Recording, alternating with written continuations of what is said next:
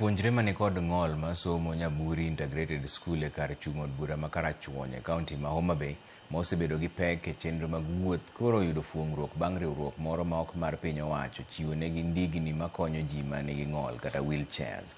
Jonyuol ma nyithindgi ni kod ng'ol bende ne ogolo ywak e wi midhiero ma gineno kaluwore gi chal mag nyithindgi. Riwruok mok mar piny owacho ma ong'ere ni Jonathan Reis Ovop komakore gi osiptal mar Liten AIC osebedo ka siro nyithindo mane kod ng'ol mopogore mondo gibed kod yot e chenro mag skunde ma gisome. Achiel kuom chenro ma gitimo en chiwo wheelchair ne jopuonjre mane kod ng'ol mopogore e skunde mopogore ma gisome e kaunti ma Homa Bay. Ka jatije maduong' e riwruogno Caroline Kisuge mane loso e kinde mane gichiwo wheelchair ne moko kuom jopuonjre ma somo e skund nyithindo mane kod ng'ol ma Nyaburi e kar chung' bura ma Karachuonyo wacho ni thoth nyithindo ma kamago neno pek e sombgi nikech onge mag gigo manyalo konyogi e chenro mag wuoth e skunde ma gisome. Mondo watudore gi joma moko bende matimo kedo ne ratiro ne nyithindo modak gi ng'ol mondo wanyis jo community ni nyithindo modak gi ng'ol bende gin ji to kendo onego migi thuolo maromre kod nyithindo mamoko.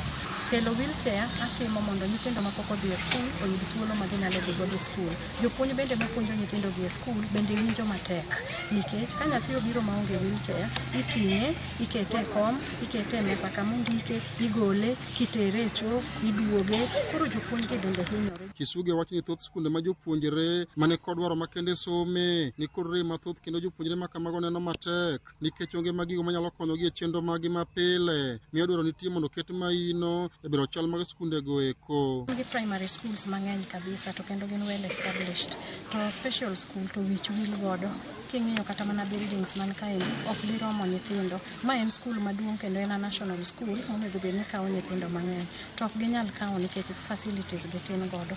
Wakwayo MPs wa, woman rep kod jogo man gi pesa mag jopiny ma itiyo godo e konyo jopiny mondo gimiye special school mondo gimigi gik madwarore mondo wakony nyithindewa. Kama kuom jonyuol ma nyithindgi ni kod ng'ol mopogore ywak gi pek magineno rito nyithindo ma kamago kendo ne ok ginyal pando morgi bang' kane giseyudo sir. An gi nyathi mong'ol ma ok nyal wuotho, ok nyal wuoyo, ok onyal winjo, to en sani jahigni 15 koro olosore kar bedo.